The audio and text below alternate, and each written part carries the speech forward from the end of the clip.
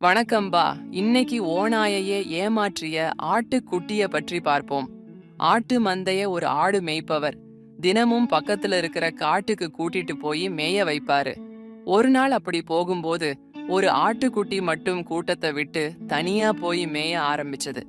இத பார்த்துட்டு இருந்த ஒரு ஓநாய் திடீர்னு பக்கத்துல வந்துருச்சு. அடடா, கூட்டத்தை விட்டு தனியா வந்து இப்படி மாட்டிக்கிட்டமேன்னு நினைச்சது. அந்த ஓநாய் கிட்ட பேச்சு கொடுத்தது. என்ன சாப்பிட போறீங்களான்னு கேட்டது.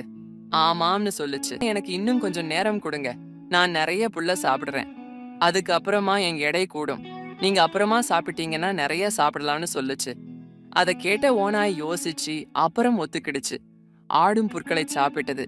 கொஞ்ச நேரத்துக்கு அப்புறமா இப்போ உன்னை சாப்பிடட்டுமான்னு கேட்டுச்சு. இல்ல இல்ல, என் வயித்துல புல் இன்னும் செரிக்கவே இல்ல, நான் கொஞ்சம் டான்ஸ் ஆடுறேன், அப்பதான் புல் செமிச்சு என் எடை கூடும்னு சொல்லுச்சு. அதுக்கும் ஓநாயும் சரின்னு சொல்லுச்சு. மெதுவா நடனமாடிய ஆட்டுக்குட்டி எனக்கு நல்லா டான்ஸ் ஆட முடியல, நீங்க கொஞ்சம் பாட்டு பாடுனீங்கன்னா நான் ஆடுறேன்னு சொல்லுச்சு. பொறுமை இழந்த ஓநாய் கோபத்துல சத்தமா பாடுச்சு.